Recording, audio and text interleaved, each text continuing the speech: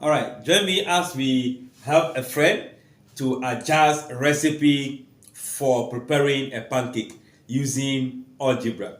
She wanted to know that previously she has been preparing pancake for the family. She uses the 2 cups of flour and feed a family of 5. So let's say 5 people. All right. Now she wanted to know how many cups of flour she would then use to prepare a cake with the same ingredient for 200 people.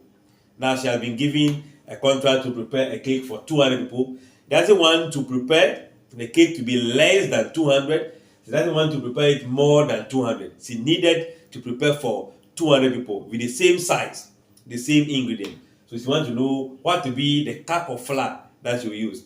So in this case, we can apply algebra with proportion. We can apply algebra with proportion to determine the number of cups that will be needed to feed the 200 people. So now let's see if the cups we are having 2 cups. Let's indicate that with a variable, since algebra deals with variables. This is what we are having 2 cups to prepare for. So let me put the x here.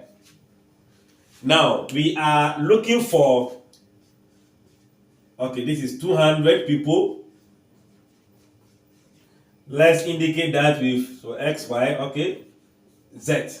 Then we are looking for new number of 4 cups, which we can also label this with, let's just say, n. Now we can prepare a proportion for this. If we take this as variables, we can prepare a proportion with this. Looking at for the cups and cups, we can perform a ratio, meaning n is to x. That should be equals to the people that I'm going to deal with. I have this. This is what I'm looking for. So this becomes z is to what? Y.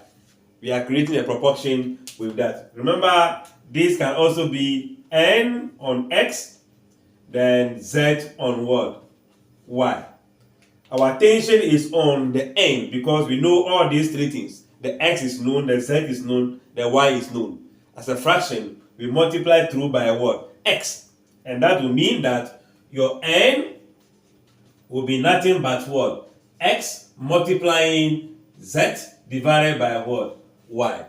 So here you can see, if I replace the x, n will be equals to replace the x with the 2 cups, replace the z with the 200 people, replace the y with the 5 people, and that will give you 440, that will be 80 cups of flour. So it means that she needed 80 cups of flour in order to prepare the cake of the same size, the same ingredient for 200 people, which at first she used 2 cups to prepare for 5 people. This is just a proportion. We can also take it directly, as in, if I am looking for 200 people, but already I have been preparing for 5 people, then I'll just divide the 200 people into a group of 5. So 200 people into a group of 5. And see that 5, 5, 5, 5, 5. How many groups of 5 am I going to have? And each group is apportioning with what? 2 cups.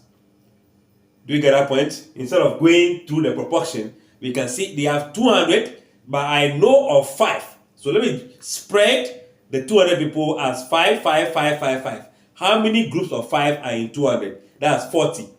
So each group as 5 will be taking what? 2 cups.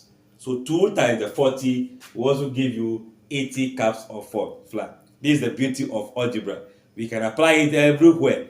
The fact that you are not mentioning x, y, z in your dealings doesn't mean that you're not making use of what? Mathematics. Mathematics is applied everywhere if you want to be able to deal with the concept of mathematics. Thanks for watching. Share this with somebody. Like, comment, and subscribe.